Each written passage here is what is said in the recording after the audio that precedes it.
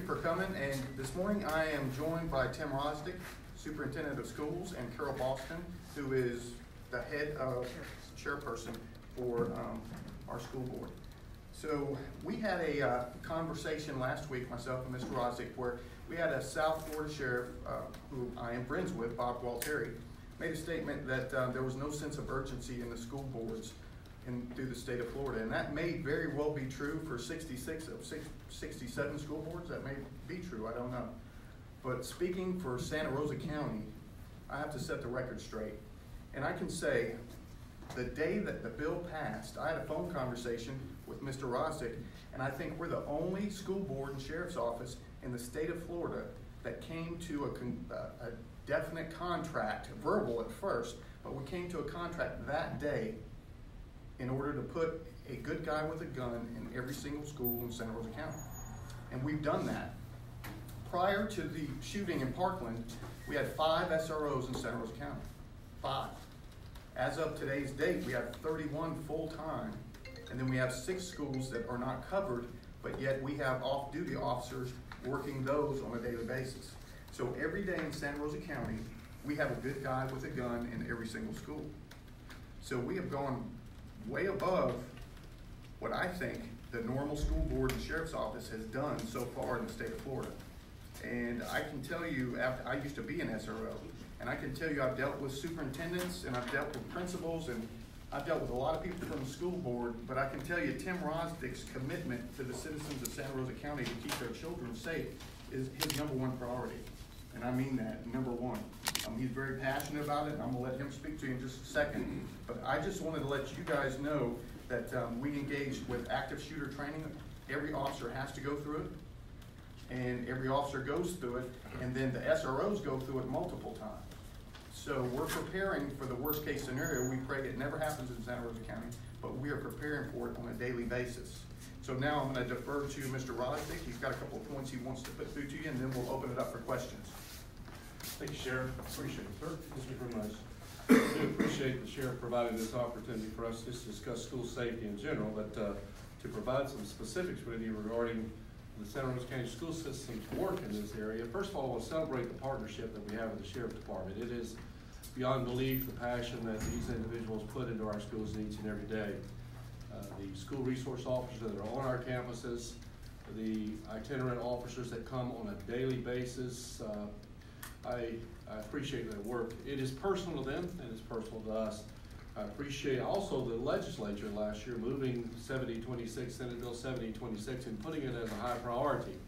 Of course, with the advent of the Stoneman-Douglas situation, it created, in the midst of a session, a very important opportunity to reinforce school safety, and I applaud them for doing that. In Santa Rosa County, that meant giving us some direction with regard to what school safety was, but also it provided some resources to us that we didn't have. And I appreciate those resources as well. And we have been very proactive in implementing some of the measures that have been recommended to us, and of course we work diligently and passionately with the Sheriff's Office. I appreciate the Sheriff working very quickly to put into place school resource officers on our campus. That was a lift that many said just quite frankly couldn't be done, and we're there. I anticipate he does as well, that we'll have the schools covered maybe by the end of the year, if not certainly by the beginning of the school season next August. That is important. From the school system perspective, I will share with you that we've taken this very seriously in three very, very important areas. First is school hardening, and then secondly is the processes regarding school safety and those procedures that are placed in place each single day and every day for schools and for school employees. We've hardened facilities. We've provided almost $1.2 million of both supplemental money from the school board and the dollars that the state has provided us to harden schools. You see that in 2 ways. First, we have instrumented policies that require schools to lock doors. That has created some inconvenience on behalf of parents and maybe even you. However, that inconvenience is important for us to keep schools safe. Secondly, we lock classroom doors. By locking classroom doors, we provide yet another level of security. And thirdly, we put into place policies and processes during the school day where employees are watching and looking very carefully at what's going on. In addition to that, we worked very diligently with the Sheriff's Office to create a tremendously compatible liaison, and we are able to share resources, and those resources are important. Mandatory school training for all school board employees, what that looks like. We talk about health and mental health issues, and we're providing training in our schools regarding those two issues as well. We've increased lockdown drills to equal the number of fire drills, and you think about that, that's a time-consuming piece, but it's important to practice that, which we ask employees to do. We've moved to a policy where anyone can call a fire drill, and anyone can call a lockdown, so that process has been obviously amalgamated a piece, and we think that's important for the safety and welfare of our schools and our students. We've moved to common terminology. It sounds so simple what that looks like, but it is not, and we practice that on a daily basis. Each school now has an emergency radio that communicates directly with the Sheriff's Office, and a panic button that's attached to that allows a school to call an emergency drill. In less than 10 seconds, we have a response from the Sheriff's Office. That's important. We've moved to those types of things to make sure that we have a safe and quality environment. I think also we've celebrated on the other side of the house with regard to social and emotional health. We've established anti-bullying policies. We've worked very diligently with those policies. It includes some social media work and, of course, on-campus work as well. Guidance counselors, faculty members, principals, administration, all are very keen in watching social media and trying to understand exactly what's taking place in the community to help to thwart any emergency that may take place as well. I think it's been a good transition. We certainly are not where we always want to be.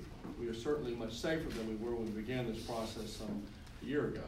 But I'll also celebrate the fact that it's an emerging process, and it's also something that we have to continue to watch.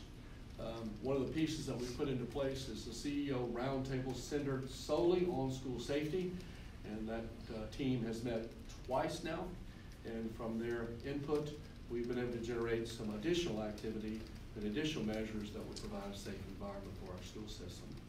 I just want the moms and dads and the community to know this is important to us. It's our highest priority. We're educators, yet we understand having a safe environment is paramount to having a great school system and a quality learning environment. And that's where we are. I appreciate Carol Boston. She's led our board since November, and she has helped us assist in making some of these policies take place. I just want to thank her for being here, and with that, I'll turn it back over to Sheriff Johnson. Thank you.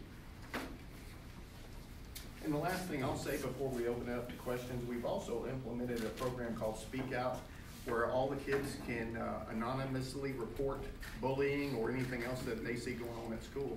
And it's a very productive program. I don't know how many times it's been used so far, but it's hundreds. So that's another thing that we've done to hopefully help with safer schools. So with that, I'll open up to questions. Yes, ma'am. Sheriff Johnson, could you and Superintendent Wyrosdick possibly touch on the cost of the hardening and the extra safety measures, and perhaps elaborate on the funding sources for those? I will definitely defer to Mr. Wyrosdick because that's one thing. When we talk about coming to an agreement, he pays 100% of the SRO's salary. So he is funding the entire position, and I pay for the car and all the training and the other equipment. So I'll definitely let you speak to that. Numbers are difficult to describe in a press conference, but I'll try to articulate accurately. In Santa Rosa County at present, we have spent $876,000 on cameras and access control. We still have about another $400,000 of which those dollars were allocated both from the school board and from the Safe School funding measures. So we blended those dollars in that world of hardening our schools as well. In addition to that, our school board has moved and has done this for 6 years now.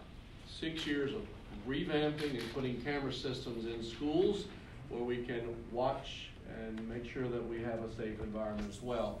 That's about $950,000 each year that the school board puts into making certain those camera systems are installed and updated as well. That will never end. Just as when we get all schools loaded, the camera system that was built 6 years ago needs upgrading. And so that's a constant process, and we'll constantly move in that area as well. To date, we've spent over $1.1 million on school resource officers in our schools. We have about another $300,000 and $400,000 that we will allocate for the remainder of the year. In addition to that, the board added an additional $500,000 to cover salaries and having those resource officers on campus 5 days a week, 12 months a year. And that's important to understand. It is not just the safety and welfare of students, that's our vital mission, but also school campus doesn't stop when students are dismissed and go home during the summer. And that safety is still an important piece of who we are. I will share with you that in addition to that, those dollars come from two major sources. One is our half-cent sales tax, which the citizens of Santa Rosa County voted in 3 times, and I just celebrate the fact that they've given us a lot of confidence and a lot of trust in using those dollars as well. We will allocate another $935,000 for allocated school hardening over the next year, and that should bring all of our schools up to date with school hardening and access controls by the end of this school year. So we started with 0, and our administrative services staff will have each school ready to go with that school hardening piece by the end of May. That is the school hardening piece, and the access control are really divided into 2 pieces. We, of course, lock all school doors on the outside and have one access point. But in addition to that, we went yet a step further where you come to one of our schools, you have to show an ID through a camera. That camera allows the inside personnel to see who you are, to validate your reason for being there, and then to provide you access. It is yet another level of security that we put into place. All of these processes are expensive, but we absolutely know it is important to put them in place. And we celebrate the fact that our board has invested those dollars. And I too celebrate the fact that our legislature saw a need to fund what obviously they required and was needed. So, does that help? Anything else? I can follow up on the cameras. Does the sheriff's office have an ability to tap into the cameras in real time in the event of a situation?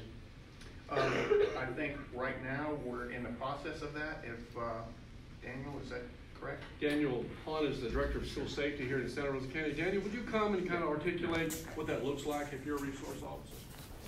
We're going to be giving the dispatch centers for all law enforcement agencies in the county access to the camera system. We just have to get it established in all the schools first, and then our IT folks have to work with firewall issues, but that is part of our plan. Additionally, all the dispatches work together to create a dispatch book for active shooter policies. They're all working together, and we're updating maps, color-coded maps, to put in that dispatch center, so when law enforcement's needed, the sheriff's office dispatchers can call the deputies responding to a school and guide them to the red hallway versus the Huckleberry Finn hallway. It's easier to identify colors from a distance and look at names. So we're doing a lot of these things behind the scenes that you don't hear about, but there's a lot going on. And I asked about the live stream also because one of the problems that happened in Parkland was the stream was way behind. I mean, they were like, I think 20 minutes off at least. And that's why not every officer will have access. If we overburden the system, that's gonna happen to ours as well. So the dispatch center will have access, and that dispatcher, highly trained dispatchers, will be able to walk officers through where they need to be. You don't want an officer walking through school looking at a camera. They can just listen, turn left now, turn left now. That's where we're gonna be. Anything else? Yes, ma'am.